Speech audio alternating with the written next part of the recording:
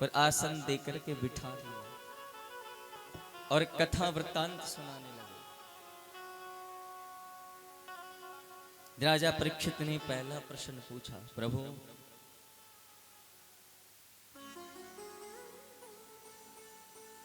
आप हमें बताएं,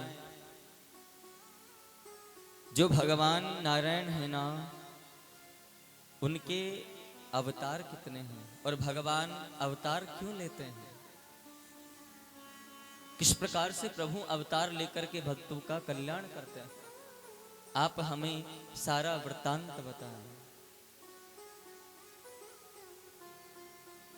सुखदेव मुनि महाराज ने राजा परीक्षित को आसन पर बिठा करके सबसे पहले एक चीज बताई है कि जितासनो जिता श्वासो, आसन पर बैठने के बाद हिलना डुलना नहीं है, हाँ इधर उधर डगमगाना नहीं। कहने का तात्पर्य यह है एकाग्र होना है।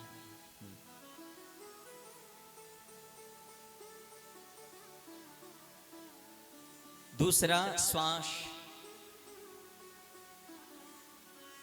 21,600 श्वास लेते हैं आप 24 घंटे में। कितनी? 21,600। अब 21,600 तो लेते हैं, लेकिन 21,600 में क्या 600 श्वास में हम भगवान के नाम के लेते हैं? सुबह सुबह की तो चाय नाश्ते में निकल जाती है, बातों में एक दूसरे से। काफी लोग तो दिन में भी सोते हैं, रात की श्वास सोने। 21,600 श्वास कम नहीं होती है। 21,600 श्वास ले रहे हो आप 24 घंटे के अंदर, सिर्फ 24 घंटे के अंदर। अब कम से कम 21,000 ने लगाएं तो कम से कम 100 श्वास तो भगवान के नाम की होनी चाहिए। 100 सुबह 100 शाम।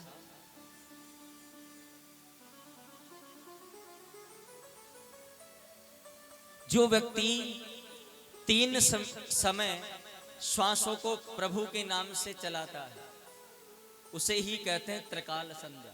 क्या कहते हैं? त्रिकाल संध्या। आप में से संध्या वंदन कौन कौन करता है? त्रिकाल संध्या होती है। 3 प्रकार की संध्याएं होती है, एक सुबह की, एक दोपहर की, एक सांझ के समय की।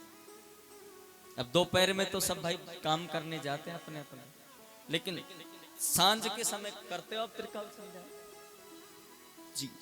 जिस व्यक्ति ने त्रिकाल में से 2 संध्या भी नहीं की है उस व्यक्ति की भक्ति नष्ट हो जाती है। उस व्यक्ति के व्रत, उद्यापन, निष्ठा, पूजा पाठ, धर्म, दान ये सब फीके पड़ जाते हैं जो त्रिकाल संध्या नहीं करता है। जीवन में भले आपको टाइम नहीं मिल रहा भक्तों, लेकिन आप त्रिकाल संध्या में सबसे श्रेष्ठ संध्या कौन सी है? सुबह की, दोपहर की या सांझ की? ध्यान से सुनना आप मेरी बात। सबसे श्रेष्ठ संध्या है वो है सांझ के समय। कौन सी?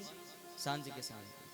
प्रातः तो उठे, भगवान को वैसे वंदन करके भी चले गए तो चल गया काम, लेकिन संध्या के समय व्यक्ति बिना भजन करे सो गया, बिना संध्या करे सो गया, जो उसको डबल पाप लगता है।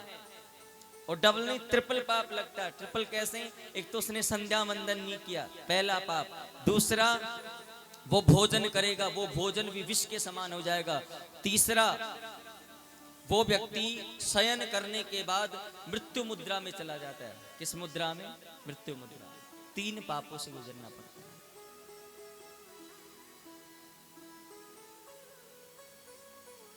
इसलिए कोई पता नहीं है जीव का।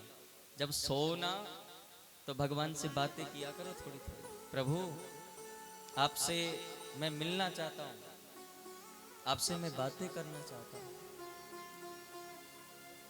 रोजाना सोती समय भगवान से बातें किया करो थोड़ी थोड़ी कि प्रभु आज का जो दिन था ना बहुत अच्छा निकला, आज आपकी बहुत बड़ी कृपा रही प्रभु, आज आपकी मेरे ऊपर कृपा रही, अनुग्रह रहा, आज मेरा सब मंगल हुआ प्रभु।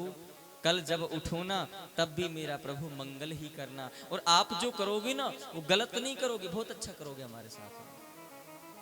अगर ये भाव भी आप मन में सोते समय रख रहे हो, याद करके भगवान को सो रहे हो, भगवान का नाम लेकर के सो रहे हो, ऐसे नहीं कोई कि आसन वासन लगा के धूप दीप जलाने, नहीं, आप तो सोती समय अपनी रजाइयाँ अपने कम्बल को ओढ़े ओढ़े वगैरह बात कर रहे हो ना, प्रभु मैं सोने जा रहा हूँ, प्रभु आप कृपा बनाए रखना, गारंटी आप पर कृपा बनी रहेगी। प्रेम से बोलना पड़ेगा, जोर से बोलना पड़ेगा, और जोर से बोलना पड़ेगा।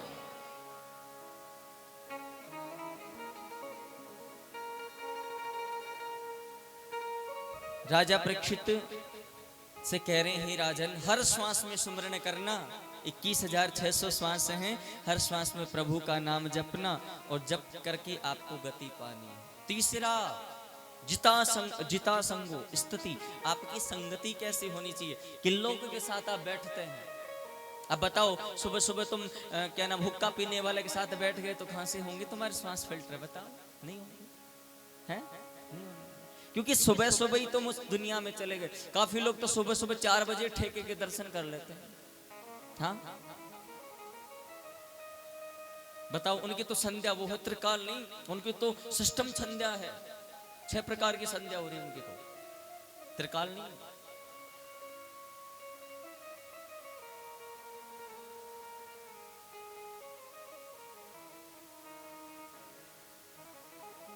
भक्तों, सुखदेव मुनि महाराज ने कहा, हे राजन, आप ध्यान एकाग्र होकर 3 चीजों का नियम करने वाला ही श्रोता श्रेष्ठ होता है। एक आसन को जीतने वाला, पहला आसन को जीतने वाला, दूसरा श्वास पर कंट्रोल रखने वाला, और चौथा होता है जो मर्यादा में रहने वाला। ये श्रोता के लक्षण है। श्रोता कैसा, गुणशीलो विद्यमानो तत्ममानो विराग्यो, श्रोता ऐसा होना चाहिए शीलवान गुणवान। हाँ। सुखदेव मुनि ने कहा, हे राजन, आप जानिए भगवान क्या है, भगवान है क्या।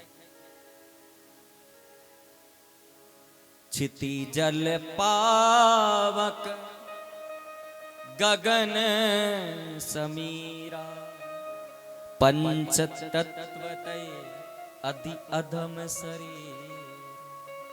क्षिति जल पावक गगन समीरा, भगवान क्या है। अच्छा जी, राधे राधे। हमारे देखो पूर्व यजमान पधारे, ताली बजा करके स्वागत करो भाई।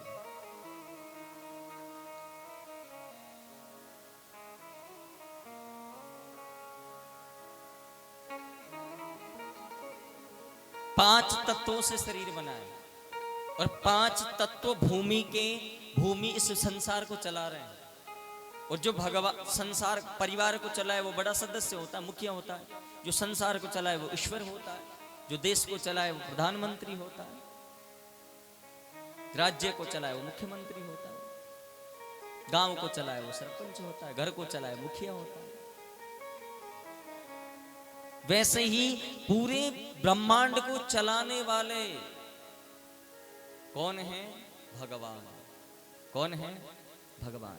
और भगवान कोई अलग चीज में वास नहीं कर रहे। क्षिति जल पावक गगन समीरा, 5 तत्व।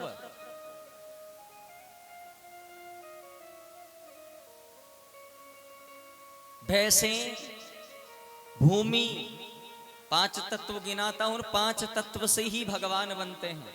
इनमें से अगर एक भी तत्व अवरुद्ध हो जाए, एक भी तत्व कम पड़ जाए तो ईश्वर का निर्माण नहीं हो। भैंसे, भूमि, गैसे, गगन, वैसे, वायु, वाह, हलंत विसर्ग हो गया, इसमें आ की मात्रा आ गया। आ से अग्नि और लास्ट में क्या आ गया? भगवान। क्या आ गया लास्ट में? न से नीर, जल।